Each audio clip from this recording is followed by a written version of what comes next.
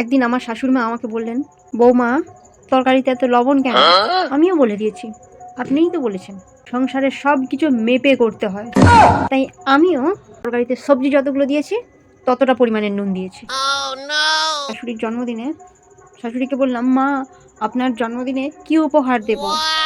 শাশুড়ি মা বলল, এমন কিছু উপহার দাও যা আমাকে খুশি করবে।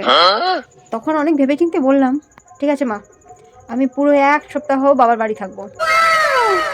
আমি শুধু ভাবি যে আমাদের বাড়িতেই হয়তো শাশুড়ি বৌমার শুধু ঝগড়া হয়। ও মা গো, না না, আমাদের বাড়ি সে আশেপাশে সব বাড়িতেই হয়। পাশের বাড়ির বৌমা তার শাশুড়িকে বলছে, মা আপনি তো সবসময় সিনেমার শাশুড়িদের মতন ঝগড়া করেন। শাশুড়ি তার উত্তরে কি বললেন জানো? কারণ তুমি তো হিরোইনের মতন ড্রামা করো, সারাটা দিন ধরে এটা দাও ওটা দাও বলে বলে গল গল করে খেয়ে খেয়ে মোটা হচ্ছে, আর বলছে কি না, আয়নায় দেখলাম আয়নাটা বলছে আমি নাকি মোটা হয়ে গেছি। বলি, আয়নারই বা দোষ কি? আয়নাকে দোষ দিয়ে তো লাভ নেই, আয়না তো সত্যি কথাই বলে। বাপ রে বাপ, আমার শাশুড়ি জামাইকে বলছে আমার যৌবনকালে আমি অনেক সুন্দর ছিলাম। জামাইও বলে দিয়েছে, হ্যাঁ মা তখন তো আমি ছিলাম না। কি লজ্জার বিষয়। শাশুড়ি নাকি ডায়েট শুরু করেছে, আমাকে বলছে আমি কাল থেকে ডায়েট শুরু করেছি। শুনে তো খুব খুশি হলাম, বাহ মা খুব ভালো কথা বলেছে। তারপর বলছে শুধু মিষ্টি খাবো, তাতে তো মন ভালো থাকে। আমি আর কি বলবো, বললাম ঠিক বলেছেন মা, আমিও তো মিষ্টি কথাকেই ভয় পাই। বলি হারি বাবা, সবার কাছে উনি বলে বলে বেড়াচ্ছেন আমার জামাই হীরার টুকরো।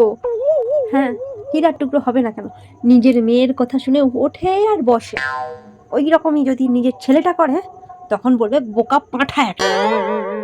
আবার জামাইকে বলছে, জামাই তুমি আমার মেয়েকে ঠিক মতন খাওয়া দাওয়া করাও তো। জামাই আর কি বলবে, পাশ থেকে আমি শুনতে পেলাম বলছে, হ্যাঁ ঠিক মতো খাওয়াই, তর্ক করলে চিকেন আর চুপ থাকলে বিরিয়ানি। সেদিন শাশুড়ি জিজ্ঞাসা করছে, জামাই তুমি কি একটু আধটু ঘুটুস ঘুটুস করো? ও মা, জামাইয়ের উত্তর শুনে আমি তো অজ্ঞান হবার মতো। বলছে কিনা, আমি একটু টুকুস টুকুস করি না, শুধু যেদিন বৃষ্টি পড়ে সেদিন একটু খাই, আর যেদিন রোদ বেড়ায় সেদিন একটু খাই। শুনে তো আমার শাশুড়ি কি খুশি কি খুশি। বাবা, এইটুকু যদি বোঝার ক্ষমতা থাকতো তাহলে আর বোধহয় এত খুশি হতো না। তাই কিনা জামাইয়ের বড়াই করে, হীরার টুকরো জামাই আমার। আমার শ্বশুর মশাই নাকি বলছেন শাশুড়িকে বলেছে স্বর্গে থেকে অপ্সরা নিয়ে এসছে। আমিও বলেছি, ও মা গো, স্বর্গ থেকে অপ্সরা নিয়ে এসছে, এখানে মরতে বেশি কাজ নেই, এখন আবার স্বর্গে ফিরে যান। শ্বশুর তো বলেইছে স্বর্গের অপ্সরা, তো সেদিন দেখি অপ্সরা আমার মেকআপ বক্সটা নিয়ে পালিয়ে গেছে।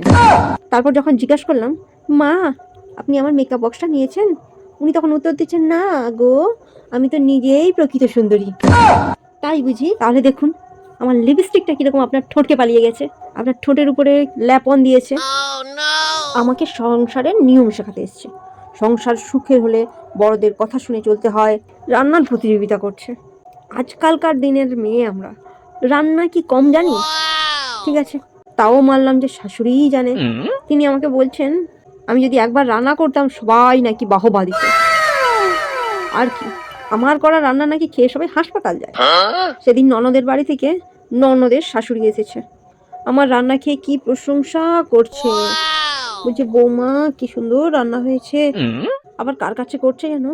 আমার শাশুড়ির কাছে করছে, বলছে বৌমা তোমার রান্না কি সুন্দর হয়েছে, আমার বৌমা যদি এরকম পারতো তাহলে যে কি খুশি হতাম। তাহলেই ভাবুন জোকের মুখের লবণটা কিরকম পড়লো। সবসময় আমার পিছনে কাটি করা, আর তার নিজের মেয়েই রান্না জানে না।